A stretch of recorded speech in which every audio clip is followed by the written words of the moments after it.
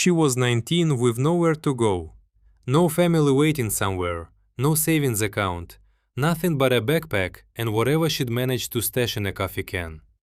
$10 bought her a rusted houseboat lashed to a forgotten dock on a backwater inlet in southern Louisiana.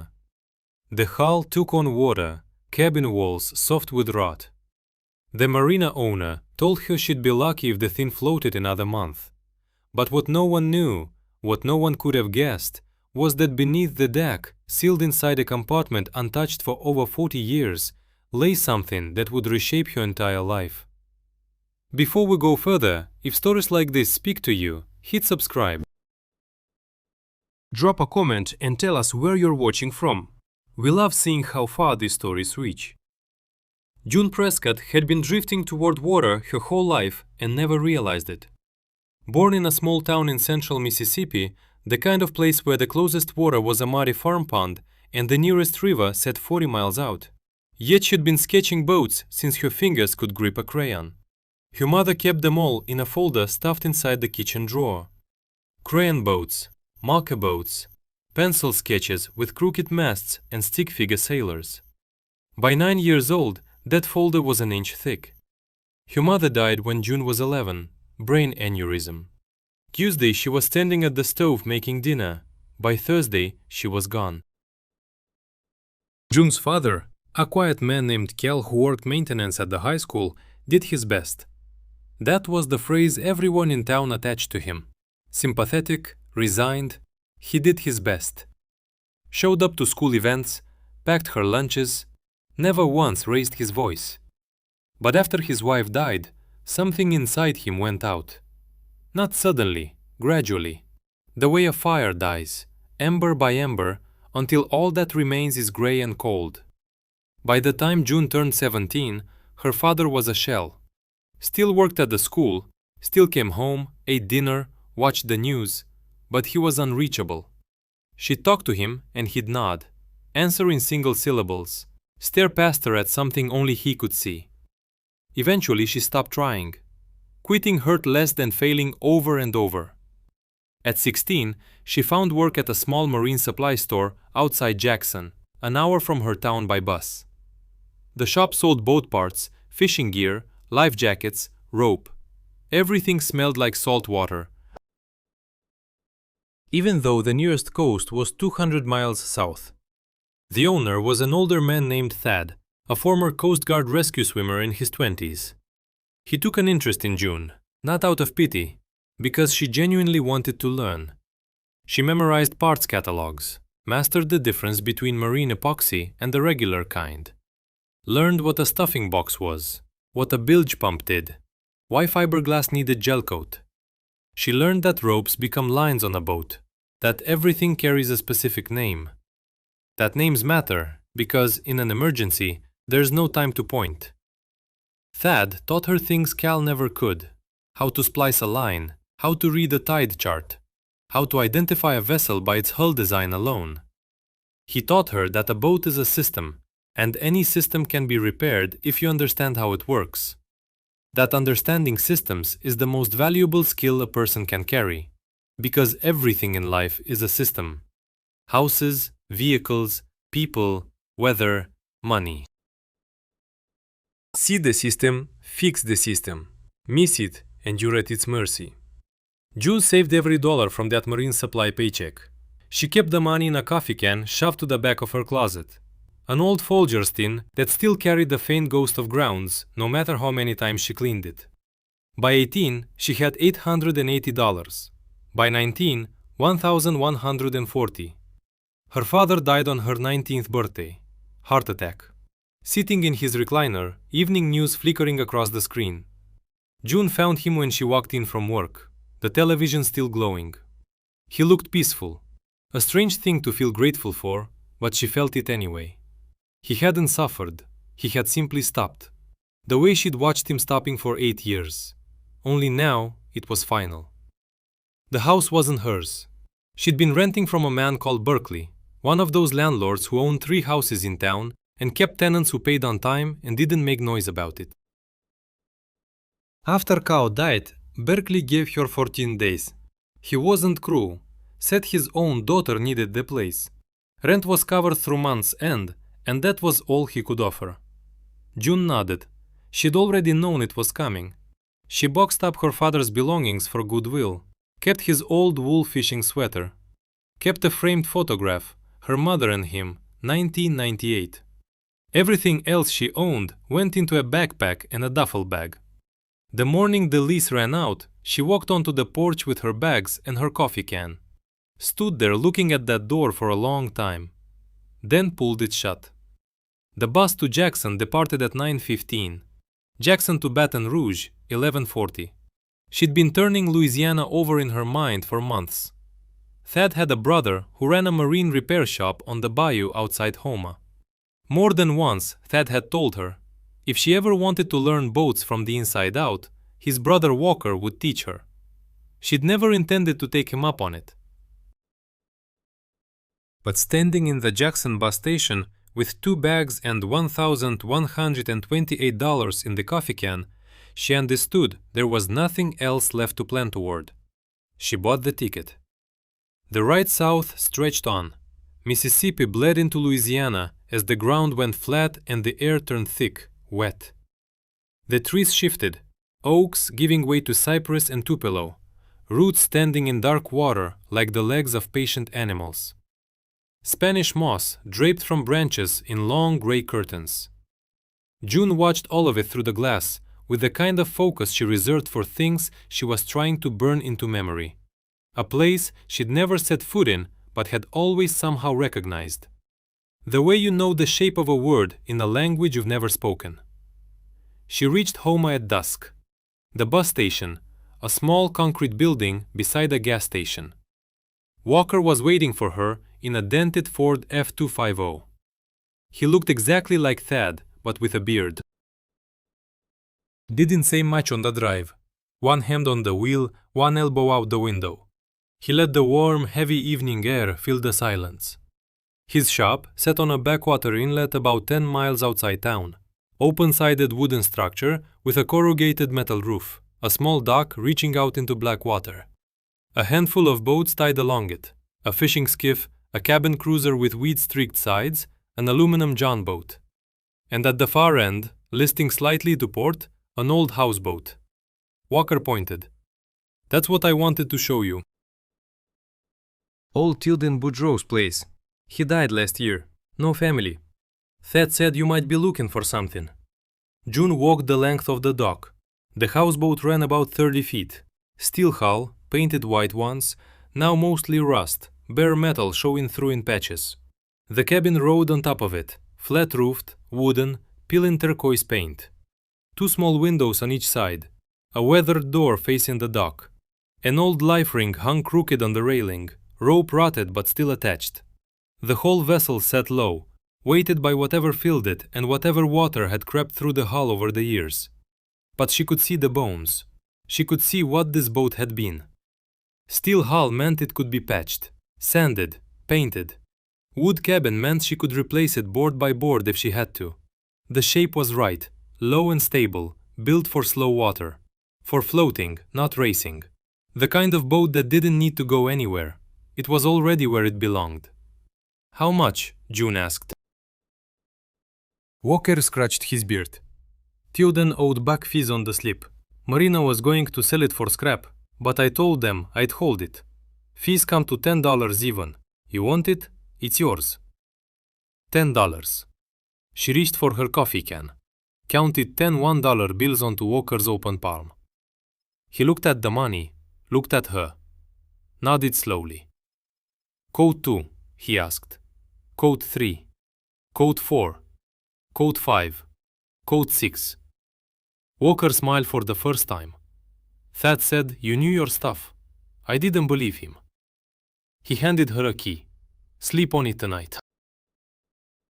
We'll start in the morning. June stepped onto the houseboat that evening as the sun dropped behind the cypress trees, turning the bayou 100 shades of orange and gold. The deck groaned beneath her, but held firm. She unlocked the cabin door and pushed it wide. Inside, a single room, maybe 10 feet by 12. A built-in bunk ran along one wall, The mattress rotted and blotched with stains. A small galley with a propane stove corroded beyond saving. A table and 2 folding chairs. Cabinets along the walls, mostly bare. Wood swollen from years of humidity. The air tasted like mildew, old cloth, and that faint sweet decay that waterlogged timber takes on after enough seasons. The place was a wreck, but it floated, and it was hers. June dropped her bags on the table and stood in the center of the cabin. Turning slow, she could feel the vessel shifting beneath her feet. A soft roll from the tiny wake of a fish breaking the surface outside. The walls were close. The ceiling hung low. Light through the small windows came dim and green gold, watery. The color of sun strained through bayou water and Spanish moss. Something about it felt right. She couldn't name it. Maybe the rocking, the way the floor moved like a living thing underneath her. Maybe the smallness, the containment, every surface within arm's reach. Maybe it was simply that this was her first boat. After all those years sketching hulls and stocking marine parts and reading repair manuals at the dinner table while Cal stared at the evening news. Whatever the reason, June felt it the way you feel a key slide into a lock you never knew existed. She slept on the floor that first night inside her sleeping bag. The ruined mattress shoved against the bulkhead. The bayou outside throbbed with sounds she'd never encountered. Frogs singing in chorus. Owls calling from the cypresses. The slow tongue of water lapping against the steel hull. A splash. Could have been a fish, could have been a gator. She lay awake a long time, just listening. And somewhere in those hours, fear drained out of her and something else poured in. She felt held. Morning came with Walker at 6 a.m., carrying 2 coffees and a bag of beignets from a spot down the road. They sat on the dock, ate, and mapped out what had to happen. The list ran long. Hull needed patching, sanding, fresh paint. Cabin needed gutting and total rebuild. Plumbing, non-existent. Electrical, suspect at best. Propane system was a fire waiting to happen. Bilge pump seized solid. 6 months if you do it right, Walker told her. Maybe more. You can live aboard while you work, but it's going to be ugly. I can handle ugly. She started that same day with the bilge. The bilge is the lowest cavity of any vessel. The space beneath the floorboards where water pools, where things get stashed, where mold and rot and forgotten secrets pile up if nobody's watching. She pried open the hatch in the cabin floor and peered down. Dark water, about 6 inches deep. She bailed it by hand with a coffee can and a bucket, scooping and dumping overboard. Back bent in the cramped space, 2 hours of that. When the water was gone, she angled her flashlight into the bilge and saw what rested on the bottom. A wooden footlocker, old, the kind soldiers once carried to war. Brass corners, leather straps, a heavy padlock holding it shut. It sat on a wooden platform someone had built up from the bilge floor, deliberately raised above the waterline. Whoever placed it there had taken pains to keep it dry. The platform had gone soft with rot, but the footlocker itself looked sound. Brass tarnished but solid. Leather straps still intact, stiff and dry. The padlock rusted fast. June stared at it for a long, still moment. Then she pulled herself out of the bilge and went looking for Walker. He followed her back, looked down at the footlocker, looked at June, scratched his beard. Tilden was an interesting man, he said. Did 3 tours in Vietnam. Came back and spent the next 40 years living on this boat. Never married. Worked as a mechanic in Houma. Saved every dollar he earned. Spent almost none of it. Folks around here always wondered where his money went. Nobody ever asked, because Tilden wasn't the type of man you questioned. He went quiet. I think we just figured out where it all went. Together they hauled the footlocker up from the bilge. Heavy. Heavier than it should have been, the way old wooden chests get when they're packed with metal. They set it on the deck, and Walker handed June a hacksaw, quote-unquote. He said, quote-11, quote. June sawed through the rusted padlock. It dropped to the deck with a flat metallic clunk. She undid the leather straps. She lifted the lid. Inside, wrapped in oilcloth, sat rows of small canvas bags. Each one was cinched with a length of twine and tagged with a date in fading ink on a scrap of paper. The earliest read 1979. The latest, 2018. The year before Tilden died. 4 decades of bags. June picked one up. It had real weight to it. She pulled the twine loose and opened it. Coins. Old silver coins. Walking Liberty $50, Morgan silver dollars, Mercury dimes. Dozens of them, packed tight inside the canvas. She reached for another bag. More coins. A third. This one held paper money. Old bills folded in half, bound with a rubber band. A fourth was a mix. A fifth held nothing but dimes. A sixth only quarters. 43 bags filled that footlocker, one for every year between 1979 and 2018, except 1985 and 1992. Those were missing. Each bag held whatever Tilden had managed to set aside that year. Some years weighed more than others. The bag from 1981 was nearly empty. The one from 2003 bulged at the seams. June counted everything. It took 2 days. Walker helped with the coin appraisals. He knew a dealer in Thibodaux who drove out, examined the silver content, and gave her honest numbers. The total, coins and bills combined, came to $48,200. Underneath the last canvas bag, at the very bottom of the footlocker, lay a folded American flag and a sealed envelope. The handwriting on the front was thin and spidery. To whoever finds this. June opened it and read, __, quote, _12, __. June read the letter twice. Then she folded it with care and slipped it back into the envelope and sat on the deck of the houseboat, with morning sun rising over the bayou and cypress trees throwing long shadows across the water.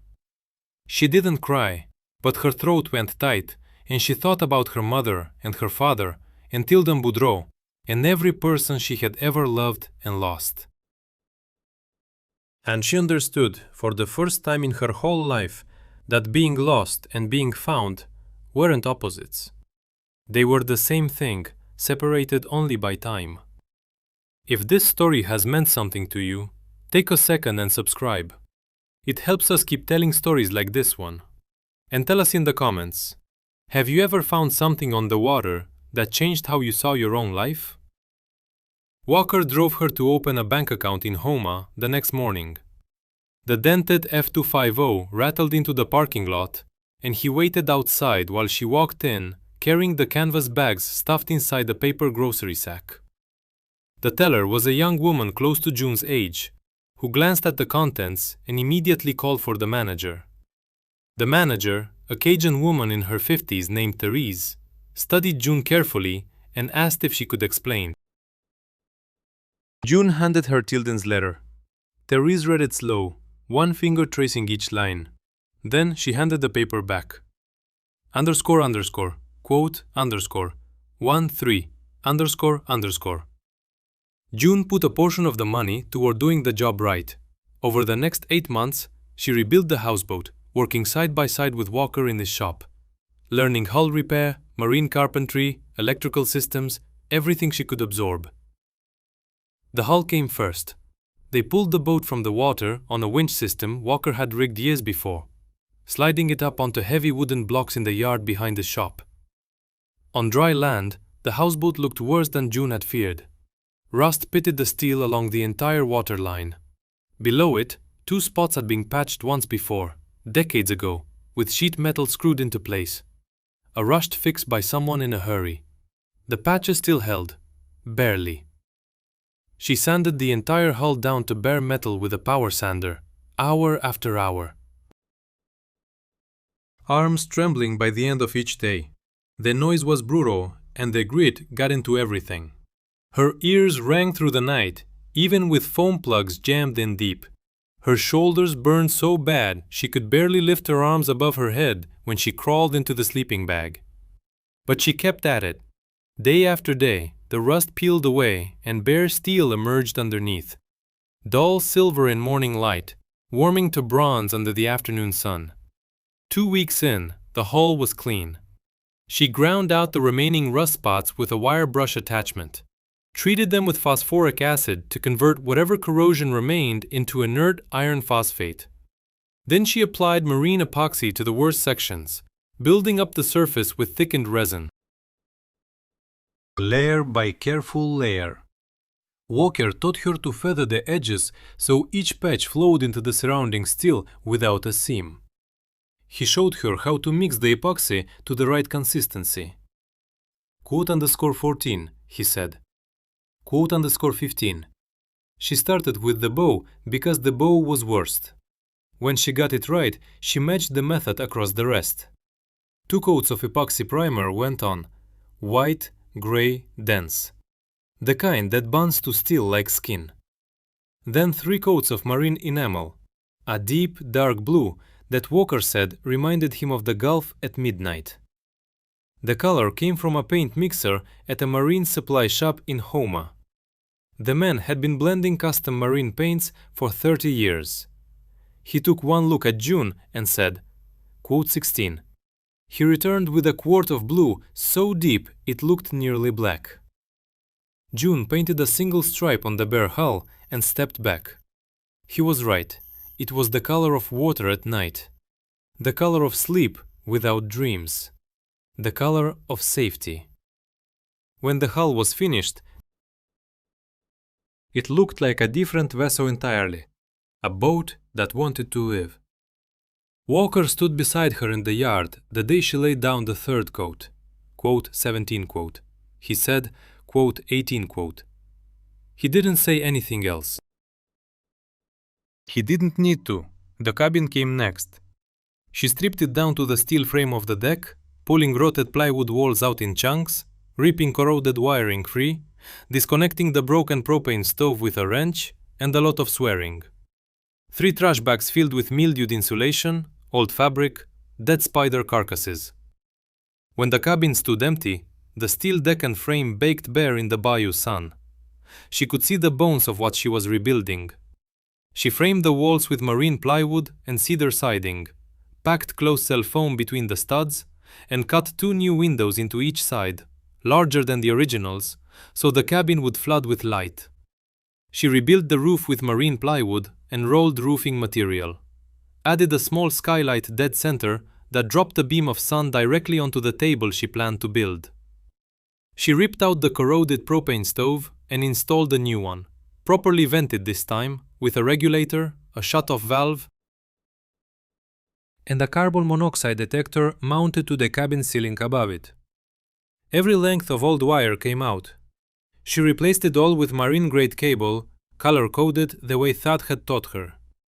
A solar panel went up on the roof, wired to a battery bank sealed in a compartment beneath the bunk. She fitted a 30-gallon freshwater tank with a hand pump and tucked a small composting toilet behind a curtain in the corner. Inside, she built every piece of furniture from cedar and pine. A built-in bench that doubled as storage. A drop-leaf table that folded flat against the wall. A bed in the bow that fit her body exactly, with drawers underneath for clothes. Bookshelves in every available wall space, because she intended to fill that boat with books. Marine engineering manuals, field guides to bayou plants and birds. A complete set of Joseph Conrad. A worn paperback of Moby Dick her mother had loved. She kept Tilden's footlocker. Cleaned the brass corners, oiled the leather straps, and set it under the bed where she could see it each morning when she pulled the cover straight. She kept the folded American flag and the letter inside, along with one bag from 1979, the year Tilden had bought the boat. The bag was empty now, but she liked it there, a marker of where everything began. By the 8th month, the houseboat was something extraordinary. From the outside, it looked like an entirely different vessel. The deep midnight blue hull, the rebuilt cedar cabin, gleaming new fittings. But the bones were the same, still Tilden's boat, still the same shape, the same slip, the same low steady float on the bayou water. June hadn't transformed it, she had restored it. There's a difference, and the difference matters. The people of the bayou started to know her. Walker introduced her to fishermen and shrimpers and swamp guides who came through his shop. Curious at first, then friendly, then matter of fact, the way people get when they decide you belong. The bayou kept its own pace and its own customs. You didn't get welcomed by being loud or asking questions. You got welcomed by showing up consistently, doing your work, and not making a fuss. June was very good at all three. A woman named Adelaide, who ran a small Cajun restaurant in town, started bringing her gumbo in mason jars every Friday. She'd drive out to Walker's shop in a pickup with a cooler in the bed. Hand June a jar still warm. Refuse any money. You eat that tonight, Cher, she'd say. Quote underscore 20, underscore Adelaide had been Tilden Boudreau's friend, the only person in town he'd let close. June understood without asking that the gumbo was a way of honoring a promise Adelaide had made to Tilden a long time ago. A man named Buddy, who fished crawfish for a living, taught her to set traps in the shallow water near her dock, showed her how to bait them with chicken necks, where to position them along the bank, how to check them at dawn before the herons got to them. Within a month, June had a steady supply of crawfish. She boiled them in a big pot on her propane stove, with cayenne and lemon and beer Walker sometimes gave her. Ate them sitting on the deck of the houseboat, watching the sun rise over the cypresses. A retired tugboat captain named Pelham, in his 80s, who had known Tilden since they were boys in Cocodrie, came down to the dock one Sunday afternoon. He stood looking at the houseboat for a long time. Then he said, Pelham came back a few times after that.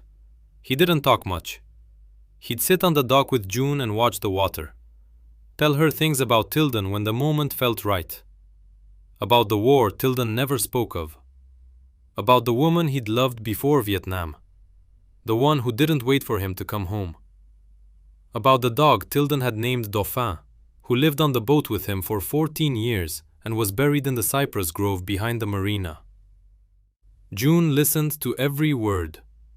She wrote some of it down in a small notebook she kept in the drawer beneath her bed, beside the empty 1979 canvas bag and Tilden's letter. She felt like she was assembling a record of someone she had never met. The way you might piece together a portrait from fragments. A story here, a photograph there. An empty bag with a date written on it. By the time she'd been in Homa 6 months, June felt like she knew Tilden Boudreau better than she had ever known her own father. June took on part-time work at Walker's shop, sleep fees and shop access in exchange for labor. She picked things up quick. She kept her mouth shut. Walker told her that was the finest combination he'd ever seen in anyone who worked for him. Inside the year, she was tearing down outboard engines solo. Fuel lines, impellers, ignition coils. She replaced them all. Electrical gremlins she chased through the wiring with a flashlight and a multimeter, exactly the way Thad showed her. Customers began requesting her by name. The young woman at Walker's place. She knows what she's doing. One evening in late May, June sat on the deck of her houseboat and watched the sun sink behind the bayou. Cypress trees cut black shapes against the sky. Spanish moss drifted in warm air. The water lay flat as glass, mirroring everything above it so perfectly the boat seemed suspended in open sky. A heron stood on one leg in the shallows, maybe 30 feet off, motionless, waiting on a fish that was probably never coming. June watched the bird. Eventually, the bird watched her back. They held each other's gaze for a long time, the way only solitary creatures know how to do. She thought about Tilden Boudreau, a man who came home from a war he never spoke of and bought a boat for $400 and lived aboard it for 40 years. A man who saved silver coins and folded bills into canvas bags marked by year. building a quiet ledger of his existence, one deposit at a time. A man with no family, no one to inherit a thing. And still, he'd left a letter for whoever might come after, because something inside him had refused to let it all vanish into nothing. She thought about her father, Cal. A man who had gone out like a fire, losing its coals, ember by ember, after his wife died. She thought about her mother, a woman who had tucked crayon drawings of boats into a kitchen drawer because she'd seen something in her daughter long before her daughter could see it in herself. She thought about Thad and Walker, two brothers who had taken her seriously when most people saw a quiet kid with no direction. But she'd had direction. She had always had it. She'd drawn boats from the moment she could grip a crayon. She'd stocked marine parts on shelves. She'd memorized catalogs cover to cover. She'd ridden a bus an hour each way to work at a marine supply store in Mississippi, where the nearest salt water sat 200 miles south. Her whole life she'd been drifting toward water, and now here she was, sitting on the deck of her own houseboat in the bayou. Dark blue hull, cedar cabin, an empty 1979 canvas bag, and a footlocker beneath her bed. That's the thing about the directions our lives get pulled in. We don't always know where we're headed. Can't always explain why we want what we want. But the pull is real, and it's ancient. If you listen to it long enough, it leads you somewhere. For some people, that somewhere is a place they were born into, a family trade, a hometown, a path their parents laid out. For others, it's a place they have to build from scratch, a boat on a bayou, a mill on a creek, a schoolhouse in the woods, a lighthouse on a cliff, a church on a dirt road in Georgia. The shape doesn't matter. What matters is whether you can stand inside it, look around, and feel something settle deep in your chest. Something that says, this is the place. This is where I begin. June Prescott was 19 years old and homeless. She had $10 to her name. She spent it on a rusted houseboat on a bayou in southern Louisiana. It was the best $10 she ever spent. If this story moved you, subscribe and share it with someone who needs to hear it. Tell us in the comments, what's a place you've been pulled toward your whole life? We'd love to hear your story. See you in the next one.